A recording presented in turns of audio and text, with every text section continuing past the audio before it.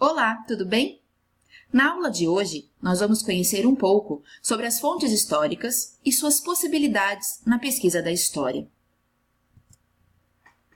A proposta desse vídeo é explicar de forma breve e objetiva o sentido de fonte histórica e fato histórico, para que vocês possam compreender as possibilidades de usar diferentes tipos de fontes na sua pesquisa.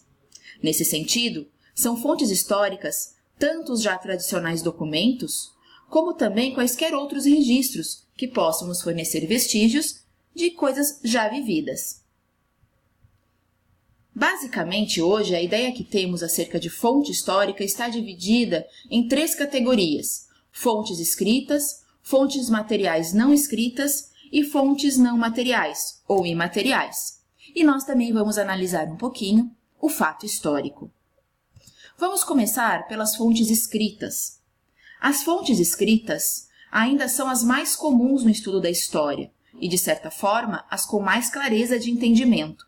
Mas é importante saber que não é o documento que se faz por si só ser uma fonte histórica, mas a validade e importância que o historiador concede a ele. Ou seja, nem todos os documentos manuscritos impressos, talhados, desenhados, rabiscados, possuem um valor histórico significativo.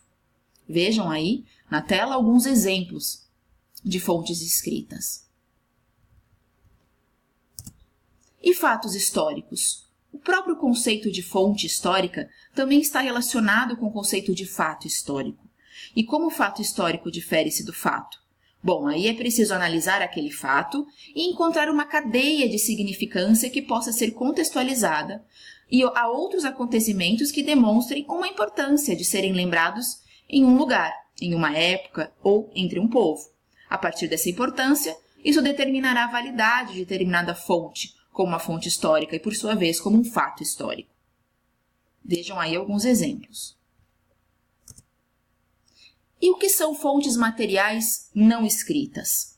As fontes materiais não escritas referem-se a uma vasta gama de objetos, utensílios, ferramentas, armas, roupas, máquinas, veículos, instrumentos, construções, pinturas, esculturas, espaços artificiais e naturais, fenômenos naturais, o corpo humano, animais, plantas, enfim, uma vasta gama de fontes materiais não escritas. Vejam aí alguns exemplos. E o que são fontes imateriais? Basicamente, define-se fonte não material ou imateriais aquilo que não é tangível, aquilo que não está registrado num suporte físico, como papel, pergaminho, né? Mas que se transmite através da cultura, de forma oral, corporal e simbólica. Quais são elas? Olha aí alguns exemplos. Festas, ritos, cultos, celebrações, música, aqui no sentido da melodia, não da escrita da música, né?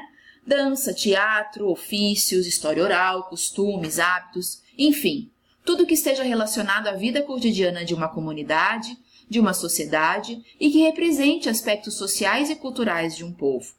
Logo, as chamadas histórias das ideias, história das mentalidades, cultura imaterial, imaginário social, são termos surgidos ao longo do século XX que hoje estão inseridos nos estudos de história também. E pensando, aluno, agora, na sua história, será que você tem fontes em casa que você pode contar a sua história? Por exemplo, sobre fontes escritas, será que tem aí na sua casa uma cópia ou uma imagem da sua certidão de nascimento? É um modelo de fonte escrita. E um fato histórico, um relato sobre o seu nascimento ou o primeiro dia que você foi para a escola? Provavelmente alguém sabe contar isso para você. Fontes materiais não escritas.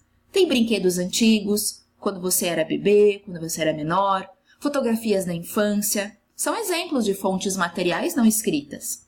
E fontes imateriais?